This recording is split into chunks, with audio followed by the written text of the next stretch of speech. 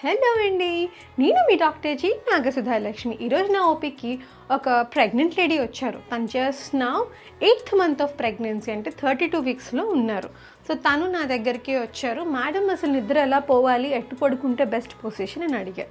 So నేను చెప్పింది ఏంటంటే, రొటీన్గా ఎవరైనా ప్రెగ్నెంట్ లేడీస్ ఈ విధంగా ఎడం పక్కకి తిరిగి పడుకుంటే బేబీకి బ్లడ్ సప్లై బాగా పెరుగుతుంది అండ్ మదర్కి కూడా ఫ్రీగా ఉంటుంది. ఊపిరి ఆడకపోవడం అలాంటి ఇబ్బందులు కూడా ఉండదు.